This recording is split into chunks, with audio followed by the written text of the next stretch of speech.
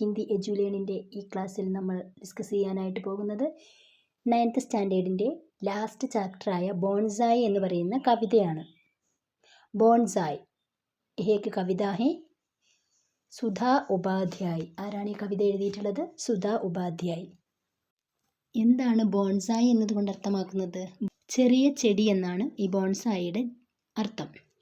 വലിയ മരങ്ങളെയും അതുപോലെ തന്നെ ചെറിയ കുറ്റിച്ചെടികളെയും ഒക്കെ കുള്ളൻ മരങ്ങളാക്കി നമ്മൾ ചെടിച്ചട്ടികളിൽ വളർത്തുന്ന രീതിയാണ് നമ്മൾ ബോൺസായി എന്ന് പറയുന്നത്.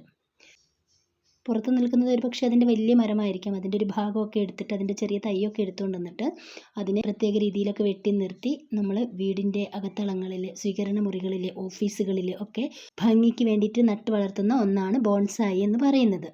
ചെടിച്ചട്ടികളിലാണ് അവ വളരുന്നത്.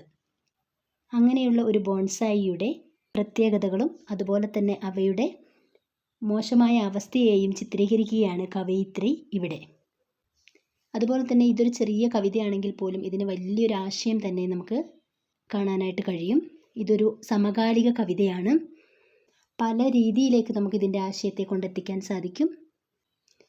വെറും ഒരു ബോൺസായിയുടെ അവസ്ഥ മാത്രമല്ല ഇവിടെ ചിത്രീകരിച്ചിരിക്കുന്നത്. അടിമത്തത്തിൻ്റെയും സ്വാതന്ത്ര്യത്തിൻ്റെയും കാര്യം വളരെ സുന്ദരമായ രീതിയിൽ കവയിത്രി ഈ കുഞ്ഞു കവിതയിലൂടെ ചിത്രീകരിച്ചിരിക്കുകയാണ്. സമൂഹത്തിലെ അടിച്ചമർത്തപ്പെട്ട ജനങ്ങളുടെ ചിത്രമായിട്ട് നമുക്കിതിനെ കാണാൻ സാധിക്കും. പ്രകൃതിയിൽ സ്വതന്ത്രമായി നിൽക്കുന്ന ഒരു ചെടിയെ വളരെ ഭംഗിയുള്ള ഒരു ചെടിച്ചട്ടിയിലേക്ക് മാറ്റുമ്പോൾ കാണാൻ തന്നെ വല്ലാത്ത ആകർഷണമുണ്ടാക്കുന്നു. വീടിൻ്റെ സ്വീകരണ മുറിയുടെ സൗന്ദര്യവും ഭംഗിയും വർദ്ധിപ്പിക്കാനായി ഒരു ചെടിയെ ഇപ്രകാരം ചെയ്യുമ്പോൾ അതിന് ലഭിച്ചുകൊണ്ടിരിക്കുന്ന സ്വാതന്ത്ര്യത്തെ ഇല്ലാതാക്കുന്നതിലേക്കാണ് ഈ കവിത വിരൽ ചൂണ്ടുന്നത്. കാരണം പുറത്തെ അന്തരീക്ഷത്തിൽ അതിൻ്റെ വേരുകളെല്ലാം ഊന്നിക്കൊണ്ട് മനോഹരമായി വളർന്നു പോവേണ്ട ആ ചെടി കേവലം ഒരു ചെടിച്ചട്ടിയിൽ ഒതുങ്ങിക്കൂടുകയാണ്. അപ്പോൾ അതിനെക്കുറിച്ചാണ് കവയിത്രി സുധാ ഉപാധ്യായ് ഇവിടെ പരാമർശിച്ചിരിക്കുന്നത്. നമുക്ക് കവിതയിലേക്ക് പോകാം. ബോൺസായി കവിത സുധാ ഉപാധ്യായ്. ആദ്യം നമുക്ക് കവയിത്രിയെ പരിചയപ്പെടാം. सुधा उपाध्याय हिंदी के आज की लेखिकाओं में महत्वपूर्ण स्थान रखती है. സുധാ ഉപാധ്യായ്ക്ക് ഹിന്ദി സാഹിത്യത്തിലെ ഇന്നത്തെ ലേഖികമാരിൽ മഹത്വപൂർണ്ണമായ ഒരു സ്ഥാനമാണ് ഉള്ളത് എന്ന് പറഞ്ഞാൽ ഒരു സമകാലികമായ ഒരു പുതിയ കവിത എഴുതുന്നവരുടെ കൂട്ടത്തിലുള്ള ആളാണ് സുധാ ഉപാധ്യായ്. ഉൻകാ ജന്മ അവരുടെ ജനനം ഉത്തർപ്രദേശ് മേ ഹുവ. എവിടെയാണ്? ഉത്തർപ്രദേശിലാണ്. ഇനി അവരുടെ രചനകളാണ് പറയുന്നത്. ഇസ്ലിയെ കഹൂംഗി മേ ബോൽത്തി ചുപ്പി पाठ पुनर्पाठ औपन्यासिक चरित्रों में वर्चस्व की राजनीति 6वें दशक के बाद आदि उनकी प्रमुख रचनाएं हैं. ഇപ്പോൾ നമ്മൾ പറഞ്ഞവയെല്ലാം ഈ സുധാ ഉപാധ്യായൻ്റെ പ്രധാനപ്പെട്ട രചനകളാണ്. ഷീല സിദ്ധാന്തകർ സമ്മാൻ, അമർ സരസ്വതി സമ്മാൻ, സാഹിത്യ ഗൗരവ് സമ്മാൻ, മൈഥിലി ശരൺഗുപ്ത പുരസ്കാർ ആദി സെ വേ സമ്മാനിത് ഹെ. ഈ പറയുന്ന പുരസ്കാരങ്ങളൊക്കെ ഇവർക്ക് ലഭിച്ചിട്ടുണ്ട്. ഏതൊക്കെയാണ്? ഷീല സിദ്ധാന്തകർ സമ്മാൻ, അമർ സരസ്വതി സമ്മാൻ, സാഹിത്യ ഗൗരവ് സമ്മാൻ, മൈഥിലി ശരൺഗുപ്ത പുരസ്കാർ. അതുപോലെ തന്നെ സുധാ ഉപാധ്യായൻ്റെ ജനനം ഉത്തർപ്രദേശിലാണെന്ന് നമ്മൾ കണ്ടു. വർഷം 1972 നവംബർ 29 ആണ്. അപ്പോൾ ഇപ്പോഴത്തെ എഴുത്തുകാരുടെ പ്രധാനപ്പെട്ട ഒരു ലേഖികയാണ് കേട്ടോ. അപ്പോൾ അവരുടെ പ്രധാനപ്പെട്ട കവിതയാണ് ബോൺസായി. നമുക്ക് നോക്കാം കവിതാവരികളിൽ എന്തൊക്കെയാണ് പറയുന്നതെന്ന്. ആദ്യത്തെ സ്റ്റാൻസ് നോക്കാം. തുമ്നെ ആംഗൻ സെ ഖോദ് കർ മുझे लगा दिया सुंदर गमले में, फिर सजा लिया घर के ड्राइंग रूम में, हर आने जाने वाला बड़ी हसरत से देखता है और धीरे धीरे मैं बोनसाई में तब्दील हो गई. എന്താണ് ഇവിടെ പറഞ്ഞിരിക്കുന്നതെന്ന് നോക്കാം. തുമ്നെ നിങ്ങൾ, ആംഗൻ സെ മുറ്റത്ത് നിന്നും, ഗോദ് കർ കുഴിച്ചെടുത്തിട്ട് അല്ലെങ്കിൽ മുറ്റത്ത് നിന്നും എന്നെ കിളച്ചെടുത്തിട്ട്, മുझे लगा दिया എന്നെ കൊണ്ടുവന്നു വെച്ചു, സുന്ദർ ഗമലേമേം സുന്ദരമായ ഒരു പൂച്ചട്ടിയിൽ. ഗമല പൂച്ചട്ടി. എന്നെ മുറ്റത്ത് നിൽക്കുന്ന എന്നെ നിങ്ങൾ കിളച്ചെടുത്തുകൊണ്ട് വന്ന് ഇവിടെ സുന്ദരമായ ഒരു പൂച്ചട്ടിയിൽ വെച്ചു. ഫിർ പിന്നീട്, സജാലിയ അലങ്കരിച്ചു, ഘർ കെ ഡ്രോയിങ് റൂമേം നിങ്ങളുടെ വീട്ടിലെ ഡ്രോയിങ് റൂമിൽ വെച്ച് അലങ്കരിച്ചു. മുറ്റത്ത് നിൽക്കുന്ന എന്നെ കിളച്ചെടുത്തുകൊണ്ട് വന്ന് ഒരു ഗമലയിൽ പൂച്ചട്ടിയിൽ നട്ടിട്ട് നിങ്ങളുടെ ഡ്രോയിങ് റൂമിനെ നിങ്ങൾ എന്ത് ചെയ്തു? സജാലിയ അലങ്കരിച്ചു. ഹർ ആനെ ജാനെ വാല, വരുന്ന ഓരോരുത്തരും, വരികയും പോവുകയും ചെയ്യുന്ന വീട്ടിലേക്ക് വരുന്ന ആളുകളെല്ലാവരും ബഡി ഹസ്രത്ത് സേ, വളരെ ആഗ്രഹത്തോടെ ദേക്ക് താഹെ നോക്കുന്നു. മനോഹരമായിരിക്കുന്ന പൂച്ചട്ടിയിലെ ഈ ചെടി കണ്ടിട്ട് വരുന്നവരെല്ലാം നോക്കുന്നു. ഔർ ധീരെ ധീരെ, അങ്ങനെ പതുക്കെ പതുക്കെ മേം, ഞാൻ ബോൺസായി മേം തബ്ദീൽ ഹോ ഗയി, ഒരു ബോൺസായി അങ്ങ് മാറിപ്പോയി. തബ്ദീൽ ഹോന, മാറ്റം സംഭവിക്കുക. ശരിക്കും വലിയൊരു മരത്തിൻ്റെ ഭാഗമാണ്, അല്ലെങ്കിൽ വലിയൊരു മരത്തിൻ്റെ തൈയാണിത്. ഇതിനെ കൊണ്ടുവന്ന് ഇവിടെ ചെടിച്ചട്ടിയിൽ ഒതുക്കി വളർത്തി നിർത്തുകയാണ്. അപ്പോൾ ചെടിച്ചട്ടിയിൽ ഒതുക്കി വളരുമ്പോൾ ഉള്ളൊരു പ്രത്യേകത എന്താ, അതിൻ്റെ റൂട്ട്, അതിൻ്റെ വേരുകൾക്കൊന്നും വികസിച്ച് മുന്നോട്ടേക്ക് പോകാൻ പറ്റുന്നില്ല മുന്നോട്ടേക്ക്. അപ്പം അതിങ്ങനെ മുരടിച്ച് അങ്ങനെ ഒരു കുള്ളൻ മരമായിട്ട് അങ്ങനെ നിൽക്കുകയാണ്. എന്നാൽ ഇത് പുറത്ത് ആണ്, അല്ലെങ്കിൽ മുറ്റത്തെ പറമ്പിലൊക്കെ ആയിട്ടാണ് ഉണ്ടാകുന്നതെങ്കിൽ ഇതിൻ്റെ വേരുകളെല്ലാം നീളമായിട്ട് വ്യാപിച്ചുകൊണ്ട് വലിയൊരു വടവൃക്ഷമായി അത് മാറിയേനെ. അപ്പോൾ അതിനെ ഇവിടെ കൊണ്ടുവന്ന് നമുക്കിവിടെ ഒരു എന്തായിട്ട് സങ്കല്പിക്കാം, ഒരു അടിമത്തമായിട്ട് സങ്കല്പിക്കാം അല്ലേ.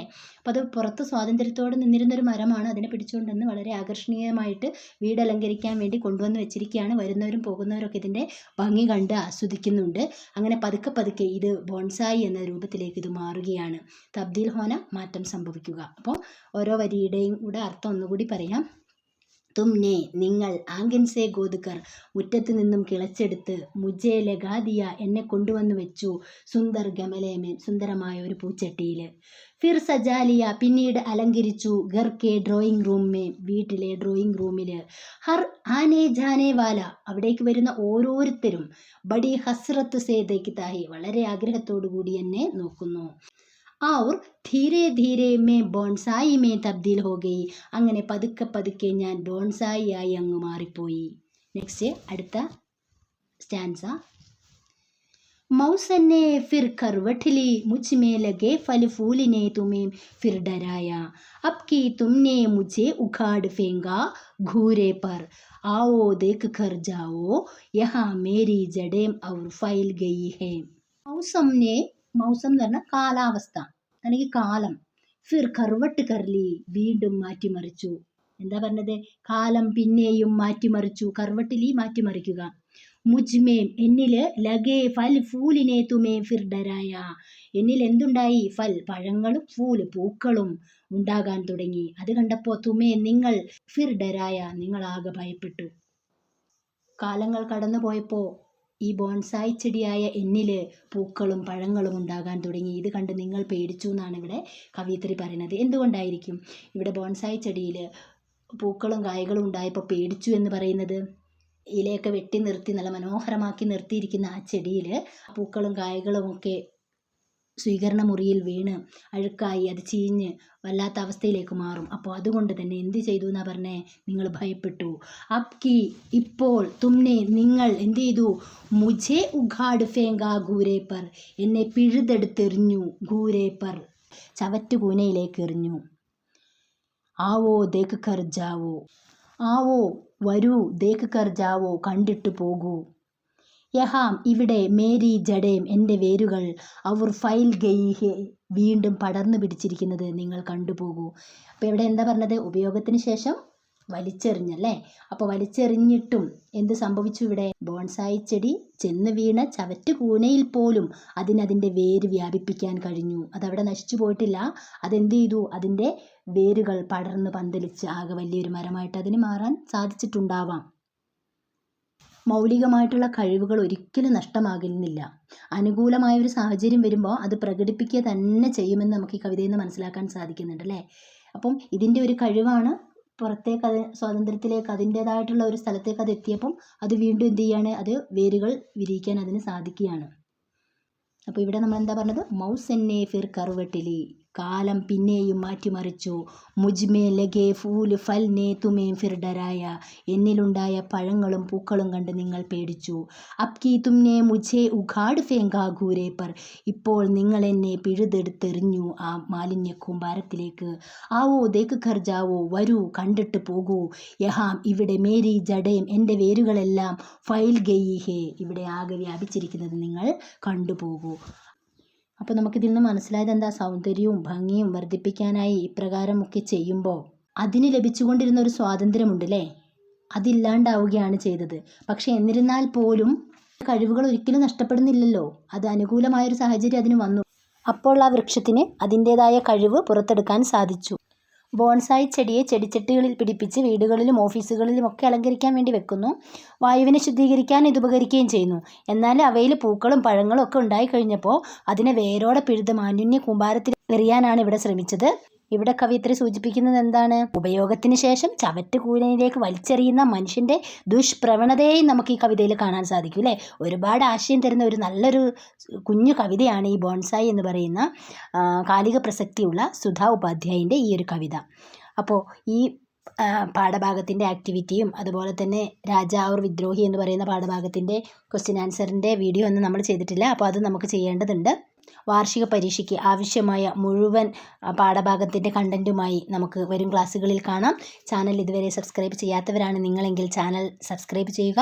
നിങ്ങൾക്ക് വീഡിയോ ഉപകാരപ്രദമായി എങ്കിൽ നിങ്ങളുടെ വിലയേറിയ കമൻറ്റുകളും നിർദ്ദേശങ്ങളും കമൻറ്റായി രേഖപ്പെടുത്തുക. അതുപോലെ തന്നെ നിങ്ങളുടെ കൂട്ടുകാർക്കും മറ്റും ഷെയർ ചെയ്യുക. താങ്ക്